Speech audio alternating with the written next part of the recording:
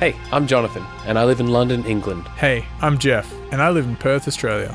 Together, we are Ekko and Sidetrack. We produce music that sounds like this. And this. And even this. This podcast is about music, creativity, and everything in between the giant space that separates us. Welcome to A Band Apart with Ekko and Sidetrack. So Jeff, you just told me that you don't put me on full screen, which suggests to me that when we have these conversations about often meaningful and serious things, you have other windows open that you're also paying attention to. Is that what I should surmise? A series of tabs, man. Always got a series of tabs. I'm doing some online shopping. I'm barely listening to you. Most of what I get from the podcast is because I re-listened to it. Yeah, so you would say you're like not really there when you're having a conversation with me. I'm ringing this thing in. Yeah, have been for years, Jonathan. Yeah, that's good. That's kind of how I feel. The reason I don't put you on full screen or haven't been putting you on full screen is because my screen on my laptop's tiny anyway. So basically you fill the whole thing and I just didn't really, I don't know. But I'm living now, Jonathan. You occupy the whole screen and I can see everything. You can't see everything, but I'm willing to show you everything if that's what you need. Do you still have the picture of you in the top right corner? Yeah. You're currently looking. Yeah, I can see that you're looking at him. Yeah, I do. Okay. Yeah, I shut could that get down. rid of that. Shut it down. I could get rid of that. I could really be present. Look at this. I'm hiding the thumbnail video as we speak. Yeah, do it. Look at that. Jonathan, the reason this podcast is a little later than usual, and I mean later today in our recording, not in when it goes up, is because I went and had dinner with Dad because it is his 41st wedding anniversary and Mum is away. We just went out for dinner and we talked a lot about all sorts of things, but one interesting thing is like talking about a little bit about the history of Perth and like what was there when we like moved here. Yeah. In 1993. Can I just ask where you went for dinner? We went to Lot 1. Oh yeah. Cool. People in Hillary's might know Lot 1. Yeah, it's perfectly passable, not bad. Sorry. Congratulations, Mum and Dad. They don't listen to the podcast. I should probably just message them. But that's fantastic. 41 years of marriage is quite a substantial amount of time. It's definitely older than you and I. Yeah,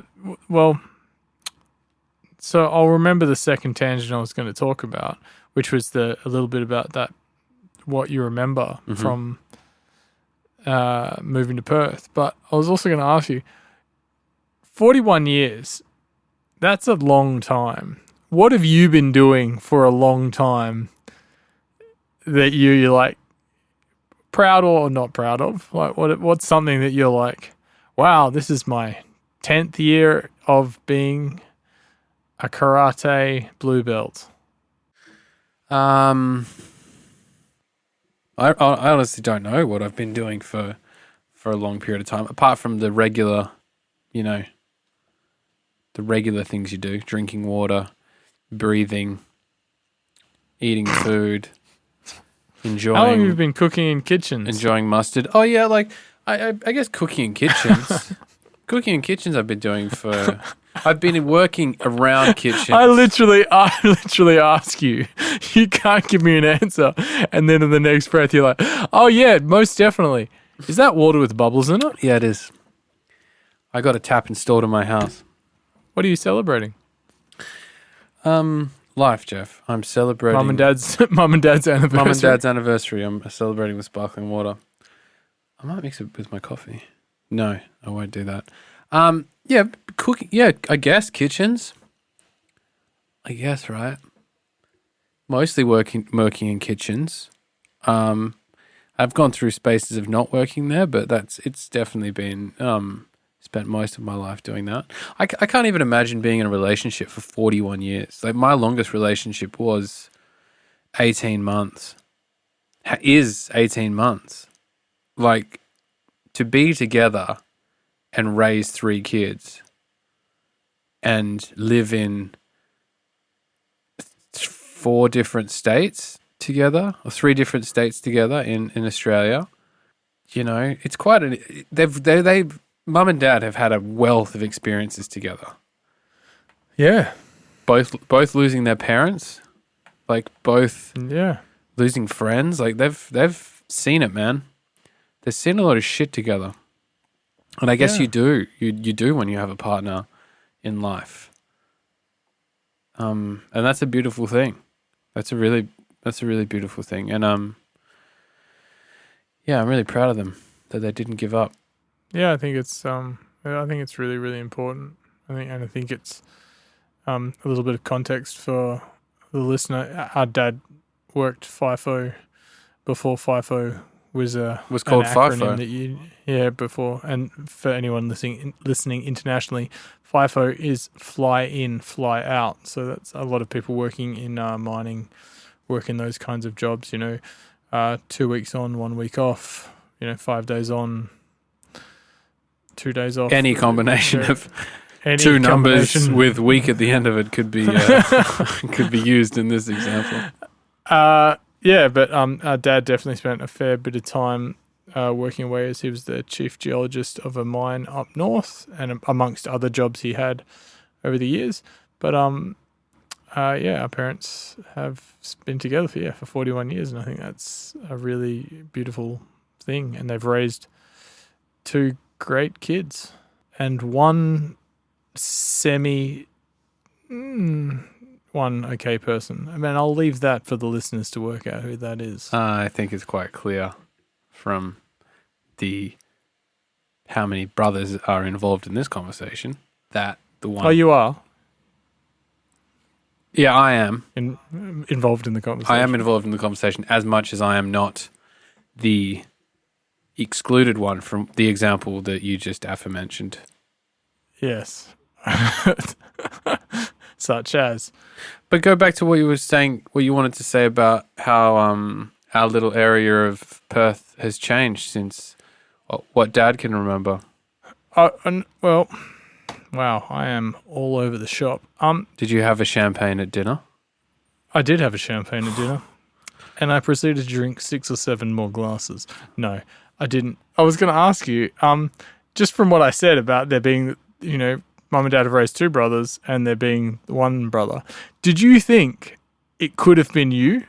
In that example? Did you have that did you have that moment No, I knew it was a joke. Yes. Okay. And so I was just going to think it was going to be a joke, either that I was going to be the brother or the person that wasn't. I was going to be the one excluded, or we were going to exclude Ben because he's not in the conversation. But you never thought I might exclude myself as the middle child? No, there was part of me that also thought you could go down that route, but I don't think that's the funniest route. I think the funniest route is probably the one we kind of went with, which is excluding me. Because I think that's... No, I was actually excluding Ben because he's not here, so we could have been like, the listener isn't on board with the joke. Well, we kind of did that. We kind of did that anyway, which was not as, excluding people is never funny, but if we're going to measure this on potential for laughs, I think the humour might come from excluding one of us that's actually in the conversation. But either way... We're really seeing how the sausage is made on this week's podcast. If you'd like more of this special commentary, we've got a Patreon where we do commentary over the podcast, and we say, "Oh, Jonathan's opening a water bottle now." It's a meta podcast. But what I was saying before, back to a more serious note, when we moved to the area of Perth we live in the northern suburbs, it was developed in some areas, but a bit of a sand pit in others. And our house is basically one of the first in this little land division almost. And Dad told me today that at the end of our street was meant to be developed into a school. That was originally what they planned to put there, but that never happened. They didn't really have to because there's so many schools around. Near the park? Yeah, at the end where we used to have the bike jump. Oh, yeah. And so I was going to ask you, because it's not very interesting and also not my knowledge zone, to talk about how Perth was developed from a pastoral farming area into residential area. That sounds like the most boring podcast ever. And the year is 1913. World War is starting to fucking begin. Yeah, let's talk about the salinity amount in the soil close to the coast. The limestone soil. So what do you remember from moving to Perth in 1993? I was a young boy, nigh on 4 years old. Oh no, we moved. The house was built in 93, so we would have moved over Christmas time. No, I did some schooling in 93. I was here for the last semester of 1993. Yeah, so we would have come around like September. Would have been around September 93. You would have just turned 4. I remember the sand, but I don't know if most of my memories of the sand in the sand dunes are of when I was 4 or when I was older and we would like play in the sand, especially like making a bunker in the, like a little base in the property that was opposite ours. Well, any memories you have of that home area being not very built up? Yeah, I remember sand boondy fights because there was so much sand. How good is a bundi fight? And then when you grab a bundi and you're like, this is a good one, and you throw it and you hit them. And it turns out to be a rock? Yeah, I was just about to say it turns out to be a rock. But if you asked yourself at the exact moment you threw it, is this a rock? You knew that it was a rock. And that's why it's like sailed so true. And normally they just like, explode on impact. But this one's like, oh! And Nathan from down the street starts crying. I remember once getting it hit by a bundi in the eye when I had my eye completely open. And it hit and then I closed it. And I remember feeling like my eyelid was like full of sand and like kind of like swollen. I was like, oh my God, I'm going to have sand vision for the rest of my life. Sand vision. Yeah, I remember just it being this wicked place to be young in. Like we would, whether it was Jesse or Alex or Nathan or some of the other kids that started to live on the road, because we were the first house, but other houses were being developed at that time as well. Yeah. So like we had neighbors fairly quickly. And I remember just like, yeah, you'd ride your bikes, you'd have sand bundi fights, you'd play cricket, you'd make a little base and have like wars, maybe like water pistols. You'd just fuck around in the sand. It was really cool because I don't think, aside from maybe newer generations that have more video games and maybe less outside play, I feel like there's less areas where you can fuck around outside. We had a big vacant block opposite our house. And then vacant blocks next to us. Until 1999. Yeah. And that's when everything changed. The millennium bug, everything went crazy.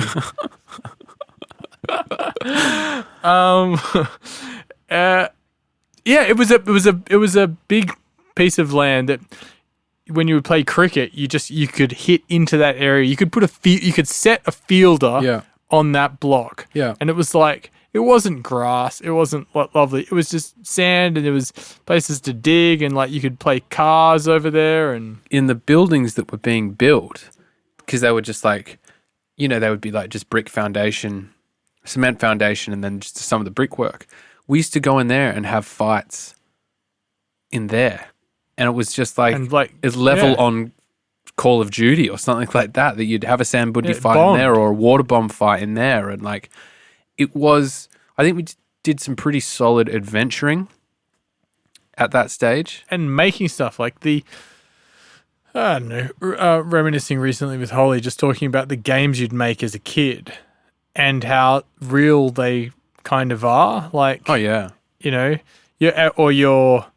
you spend all day making this jump, and then your mum's like, you're like looking at your watch and being like, I've got to be home in 15 minutes. I've got to do this jump. Yeah. And it's like clearly not ready, and like, or maybe it is, and you see one kid do the jump and you're like, oh, that's crazy. Like, but it's school holiday, so you can like come back and do it tomorrow. And then you hear your mum yelling from down the street, and you be like, 10 more minutes, mum. Yeah. And like, just like that was growing up. And I'm sure that happens now. I see more kids around on skateboards in the last year than I have done in the 10 years before that. Yeah. Which is really good and stuff. And this is not some comment on the youth or something like that. But I feel, extremely grateful that we did grow up in an area that had, we had a giant park at the end of our street. We could always go kick the footy or play cricket in the cricket nets, or, play on the playground. Something. And inventing games like, all this, you can't touch the sand. And then like Chasey, where you can't touch the sand, and then being genuinely scared when someone's coming towards you and you're like jumping down the slide, and then you like climb up the other side of the slide and just like, oh, I don't want them to touch me because I don't want to be hit. Like, so intense. I used to love playing Chasey where you couldn't touch the sand on that fucking playground. Like when we used to play with like Tyson and Sam and like Michael and James, like the primary school. The fun of being like, the sand is poison, you can't touch it. And then some little fuckhead would always like run on the sand and be like, I'm impervious to the sand. Beep. And then would like break the rules. It was cool because it was like, you throw a rock at that kid. It felt real and it felt genuinely scary. Like it was a rush. It was a fucking rush to play those games. Even like playing cricket. There was a sense of like, this matters. Man, we would write down the scores. We would go through the order of batsmen. We'd make up names. We remember when we introduced that batsmen, in your team of 10 batters, you had to have at least 2 left-handers. Yeah. And so people just had to fucking ride it out and play left hand. Yeah, but it's only me and you. We changed characters, but it was only me and you. And we'd write our score on the little whiteboard that was on the pantry. Mum would call us in, man. She'd be like, dinner is ready. And we would just take the piss. Couple more balls. And then like that last wicket, like towards the end, like, oh! And then write down like, big scores, like, Jono, you're 5 for 164 in the first innings of a test match that we're playing over a few afternoons. I would remember you'd be like, do you want to go play cricket? And I'd say, test match or a one-dayer? And I think you would always say, I can't remember if you always said one-dayer or always said test match, because I wanted the test match because it meant it went for longer and it also meant you got a second chance, basically. Yeah. And I think you wanted the one-dayer because you knew that you were more powerful than me and could kind of crush me in just that one setting. The one inning, sorry. I remember when I'd beaten you a few times at cricket, you're like, I don't want to play cricket anymore. Yeah. And I'm like, come on, man. And you're like, nah, it's unfair. Like, you always bowl too fast, or we are 4 years different. So there was like... I remember feeling like I'm too young. I remember distinctively feeling like I am too fucking young to be dealing with this. Like there's obviously no chance that I'm going to win in this scenario. But you did. Because I was great. Because I was the Donald Bradman of fucking Sorrento. Nah. No, I reckon like sometimes it was your bowling that like, as I got a bit, I think I got better. I think what happened was it made me better. And I would drop my standard, sometimes. I didn't say that now. No. I'm not saying to let you win, but I mean, there were times when you'd be like, you need to give them not a shot. Like, I'm not going to hit. I could have just hit everyone out of the park, or tried to hit everyone out of the park, but you'd start playing like little shots. Yeah. And things like that. I remember we had the pull shot into the gate that was always worth 4, and a few other things. Yeah. And then all of a sudden you'd get a bit of momentum, and then all of a sudden I'd be like, I'd be on my back foot. There were ways to make it. There were definitely ways to make it more fair, which was good. But yeah, you were my favorite competitor. Thanks, buddy. You were mine. I was always excited to play cricket with my older brother. Still am. And then as we got older, yeah, the pitch got longer. We opened the garage door up and increased the size of the pitch by about 4 meters. And then started taping the ball so it would get a lot more movement in the air. And played swing.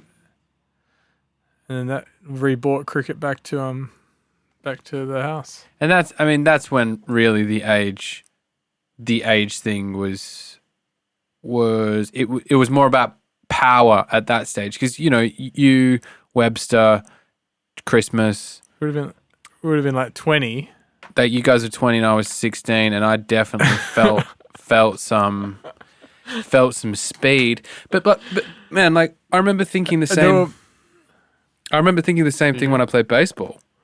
Like, yeah, I was playing with kids my age, but there were some kids, because I was a catcher in baseball. There were some pitchers that were just like, as a catcher, who's obviously working close with the pitcher, you'd be like, man, it's scary to catch to this guy, because the ball is just coming at some serious pace.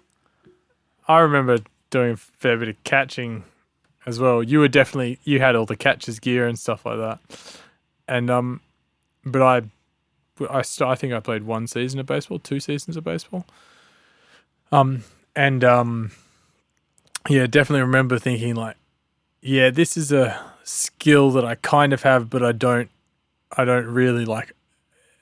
I'm probably blinking at some point. Yeah. When you should just like keep your eye on the ball. Yeah. And like, you got to keep your eye on the ball. But yeah, I mean, like, it that was fun. I think swing.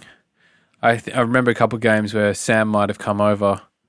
Maybe Tyson was there as well, and like Webby and Christmas. It was a bit of like a 16-year-old, 17-year-old, and your friends, and there'd be like, 6 or 7 of us playing.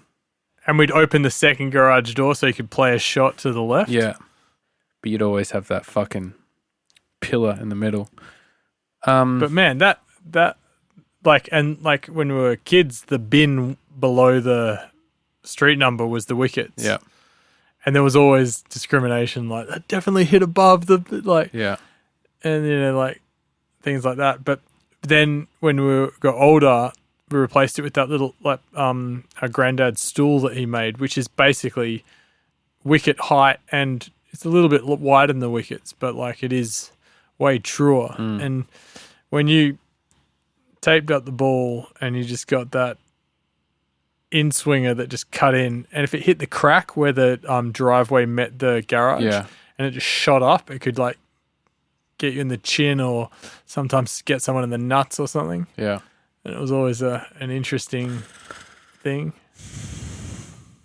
I remember slamming, when you relied on the swing too much and the swing didn't really happen, and it would slam against the garage kitchen door and the screen door. And that screen door, man, I'm pretty sure it's still the same screen door, and it's still fucked up, like with dents and stuff. So dented, man. And like Dad would be like, "Stop doing it," and for a while we'd open it up. Yeah, but then we'd hit it, and it would scare the shit out of Mum if she was in the kitchen, or Dad, and they'd open the door and be like, "What?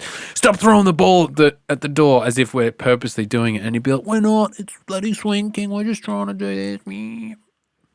Yeah. Memories of a time gone past. Physical activity with friends is fun. Sure is. Did you bring it back to the present day? Did you go for a run the other day?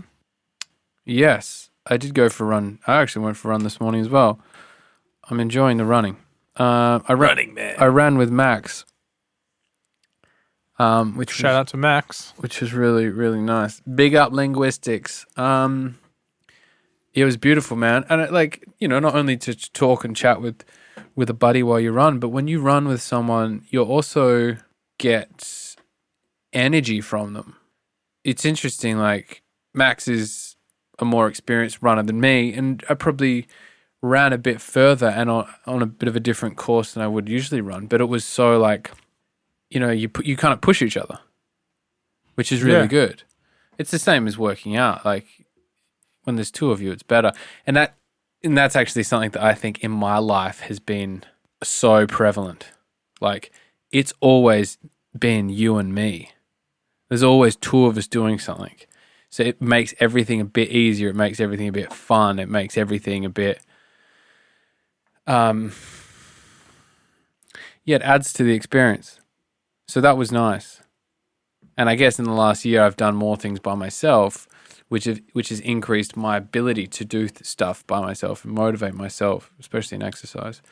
But yeah, the run was really good. But it also would have increased your appreciation of doing it with the second person. Yeah. And a second person that's not your brother as well. The second person that is not my brother, but I think of him as a brother.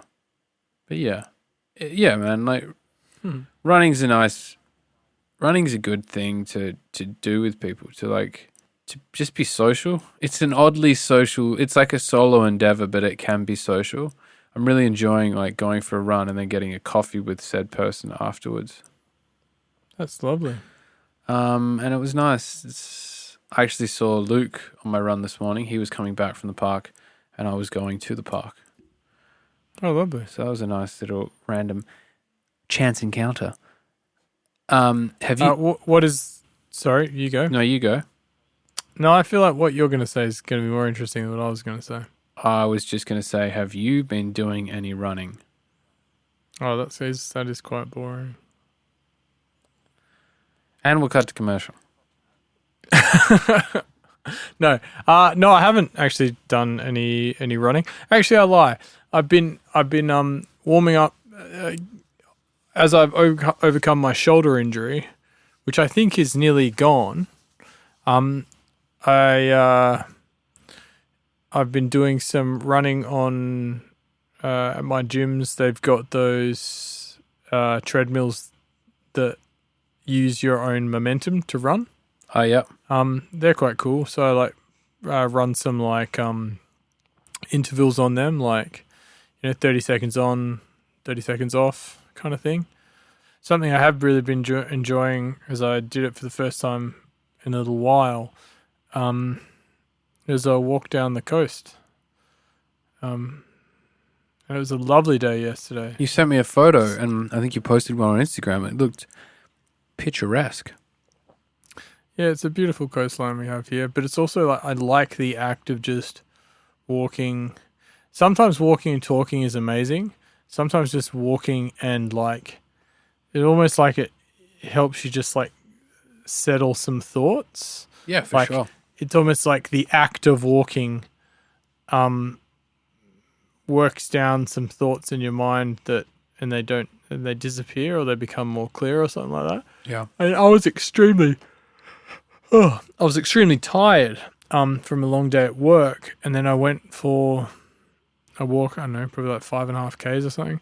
And I was energized after the walk for the rest of my night. Walking has that effect.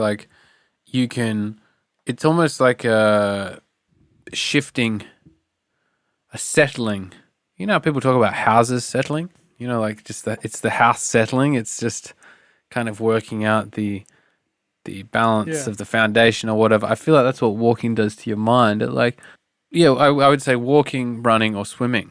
Just this kind of monotonous, constant stuff. When your body gets into this mode of constantly doing the same thing over and over, and it can switch off, it just allows your brain to kind of filter through some of the junk.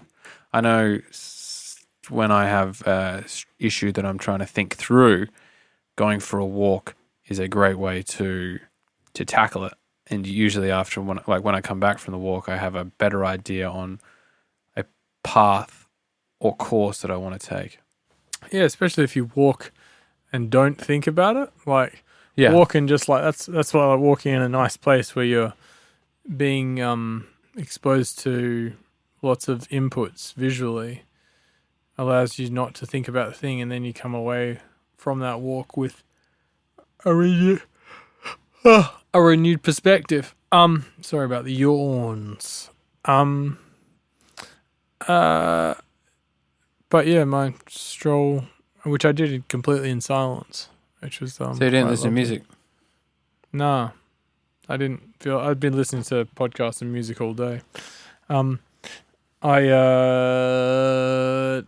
was listening to mostly podcasts, but I did do a little bit of a scan of Spotify, seeing if there's anything out there that is bootleggable. Oh yeah, I found a bootleggable tune. I got sent a bootleggable tune today. Oi! And for those who don't know what we're talking about, a remix is when someone gives an artist a piece of music, and a bootleg is when you just take that song, the one track of the song, like the song that you might buy off iTunes, and then you like remix it yourself from that rather than getting all the separate parts from the artist officially.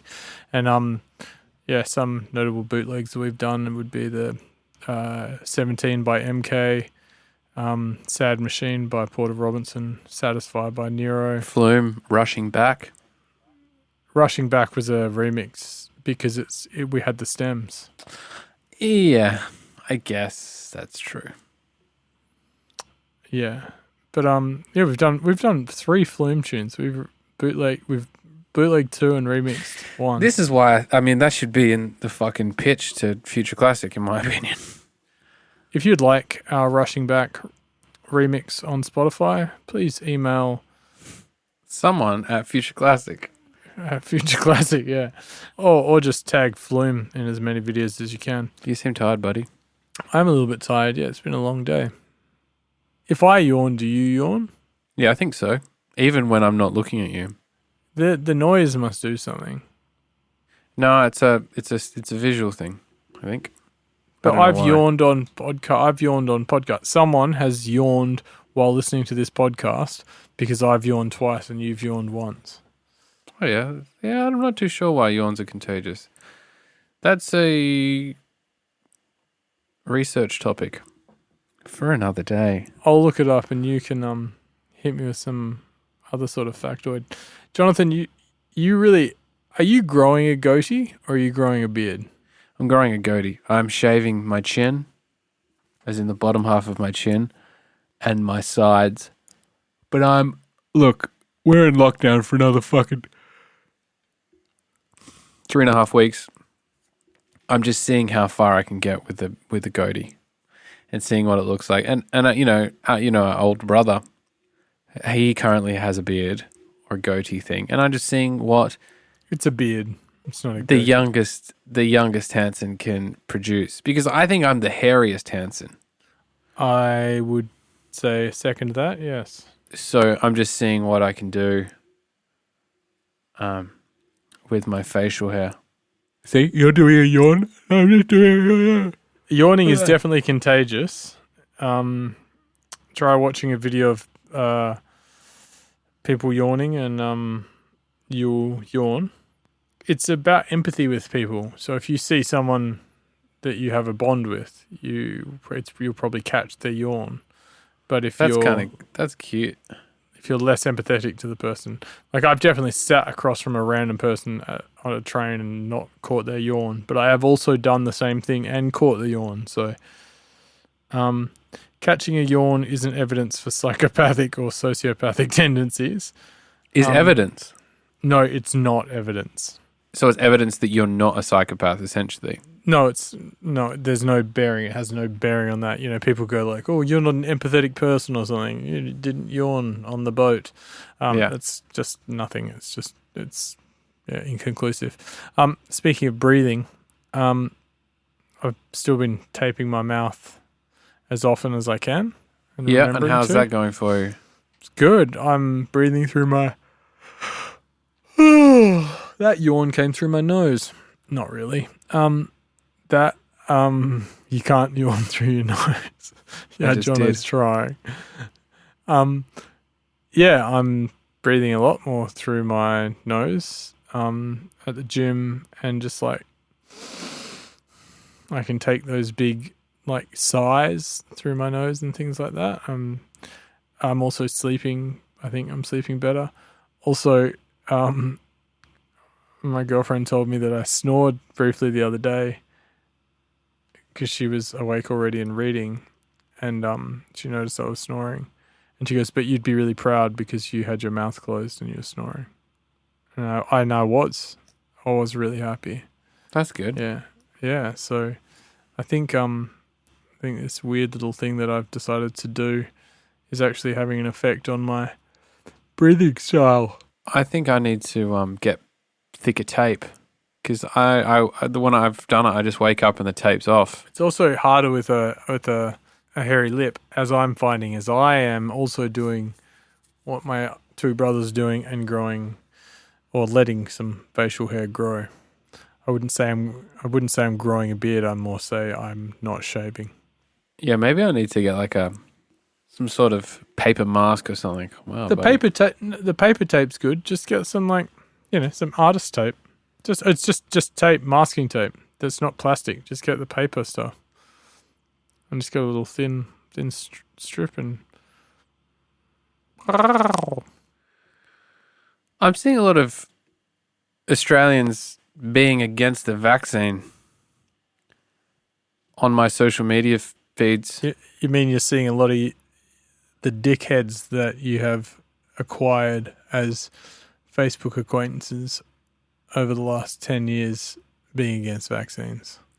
Not vaccines in general, but like the vaccine for COVID. I've had a couple of people message me, ask me if I'm going to take it. Being in the UK, and the UK is moving pretty fast with the vaccines. And I'm thinking that Australia has a really warped idea of what COVID is and how it's affected everything else. And it's kind of making me feel like Australians don't know how lucky they are, and some of the behavior that I'm seeing, and again, this is just on social media, so just as much as the media hypes up stuff that's happening in this country, I'm sure, I got messages from people after they announced the new UK variant being like, oh my God, is everything okay? I'm sure it's like fucking blown up on those Channel 7 and Channel 9, whatever the fuck else people watch. But I'm sure the same thing happens with the news I get from back home. Here, I just saw that people were leaving Queensland when they announced a 3-day lockdown, and saw a couple of posts on the Premier's Facebook page after they announced it. They were like, "You can't tell us to keep indoors. This is the government's trying to take over. We need we need to stand up and fucking for our rights," and all this other bullshit, all this nationalistic bullshit. And I kind of feel like it's another case of Australians wanting to be a part of the world stage, and they want to have their own little uprising like America have. And they're kind of just coming across, in my mind, like a bit of like a spoiled child. And it's 100% my view, and 100%. I agree. Might not be right, but I kind of feel like, and maybe this comes from someone who has been in lockdown for most of the past year, and everyone else in the UK has experienced harsher measures that Australia ever did, and have seen the effects of COVID, have had COVID, have definitely felt the effects of the whole fucking process a lot more. It really just kind of makes me just want to tell people just to shut the fuck up. It's almost like we don't know how lucky we are. And it's everyone's experience is their own experience that they're in. And, the people of Victoria were locked down pretty hard by Australian standards. For sure. I would say Victoria have had the harshest measures, and Victorians did feel the brunt of it, especially some of the I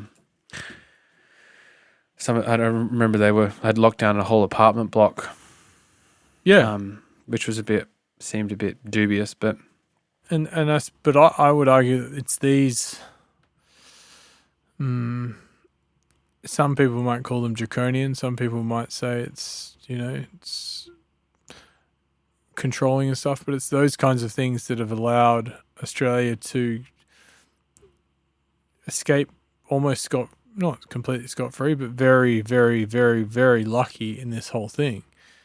And so to be the kid that got through the snake pit without getting bitten by any snakes, to thumb his nose at the rest of the people in the snake pit and be like, it's not even that bad, guys. Yeah. That's the what biggest annoys me. Fuckhead move in the world. And it's also inviting a large boa constrictor to writhe out of the snake pit and grab you. A snake pit would be a hell of a place to be. I would never want to be in a snake pit or a pit of any kind of animal, unless it was like ferrets or something, like a soft animal. One would definitely bite your nuts. Pile Rats, which is a magazine, a media company in Perth, they posted an article, or just they had a social media post today on Instagram that outlined some of the new rules about live music in Perth. Yeah. And that also pissed me off. Why did it piss you off? Because I don't understand if everyone that arrives in Perth in WA has to quarantine for 14 days and there has been no community transmission of COVID, then why can't you have a visible stage at a festival? Also, why the fuck can people go to a cricket game but not go to a dance festival? Like, I understand that a dance floor, you're going to be touching people and fucking spitting on people accidentally and all that stuff. For sure. I get that. But no one in the fucking state has COVID, right? That's the thing I don't get. And that's where it gets political, because the Premier, he's done a great job and he will get voted in again. But until the election in March, he doesn't want to risk any sort of an outbreak. And to be honest, when all the other states have 28 days COVID free, they're going to start being able to look at being able to have these things, because it will be that there's no COVID around. Because this is what I understand, the reason they don't want to have a bigger scale festival is because it'll be a lot harder to control who goes there and all sorts of things. And also, if that is if they have a 5,000 cap festival and someone there spreads some COVID, but how are they going to spread 5,000 COVID? people, I have no idea, and I don't know how 5,000 people is really that much different from 1,500. It feels pretty arbitrary as well, just like, yeah, this works, this doesn't. We can do that, you can't do that. It also feels like a bit of a crackdown on like the fun police have really kicked in because... Well, yeah, I think maybe these people aren't... Again, it bleeds into the idea that art isn't valued. You're not having a fucking... What a 45-year-old... What a very general idea of a 45-year-old, probably politically conservative voter living in Perth, how he feels about music festivals is a place where young people do drugs and they're too loud, and they walk in my street at home at night and they wake me up and they're bloody whatever. So this is probably a pretty decent thing in a lot of people's minds in Perth. This crackdown on fun. I said it's strange, it's it's kind of silly, but I know it's political, but if if this is, 6 more weeks of this kind of behaviour leads us to Australia to be like, Australia can be COVID free. We can open up our borders to New Zealand, and we have really good plans on what happens when any COVID does happen. And we don't just lock down everything as soon as we get 3 or 4 cases. So what's the plan that's not just a lockdown? No, sorry, we know how to lock it down, but it doesn't stop all travel and everything like that. Like, I don't know, but it feels like the harsh measures have worked. But we just saw in Queensland they had a 3-day lockdown where they traced everyone, and they found the people. They were able to put them in quarantine, and that was like problem solved. So how did they get it? Did they leave quarantine early? No, there was a international traveller or someone that was. They went and got a test, and then they navigated around for a day, and then got the results, and they had it. But didn't they have to quarantine when they landed? It wasn't a return home. It was a cleaner or something. There's been a few weird ones like that. But this is what I mean. It's like these cases in Australia, they pinpoint them pretty quickly to like, some person who shouldn't have been flying with it. The next big thing Australia's got to deal with is a bunch of people arriving for the Australian Open, the tennis tournament, that have got it. Yeah, I saw that the people were talking about the tennis players getting priority over Australians who want to come home but can't get back in. Yeah, I'm not sure how that works, but I know there was chartered planes, but then turns out there was like a portion of people on those chartered planes that had COVID. So I think it's just a matter of time before COVID does breach the Australian border. Oh, absolutely. But that's I think they're looking at starting the rollout of the vaccine in Australia in March, and it'll be rolled out in pretty orderly fashion, I imagine, top down, like everyone else seems to be doing it. I imagine hopefully once it goes back to normal, once everyone gets vaccinated, it could come in. It will be a. I would hope so. I would really hope so. That Australia can go back to normal faster than everyone else because we've had less of a cage rattling, so to speak. I honestly think that Europe is going to go back to normality fairly quickly after the rollout of the vaccine. Yeah, I agree. But I don't think the vaccine is going to be rolled throughout Europe until, I don't know, August, September. And then they have to have protocol. That might be when the end of the vaccine is rolled out. I know America seems pretty heavy.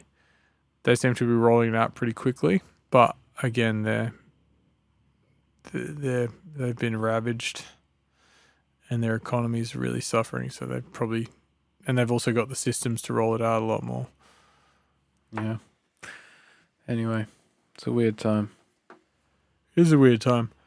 I think it's time for me to go, my brother. You go to sleep. Get some good rest. I will.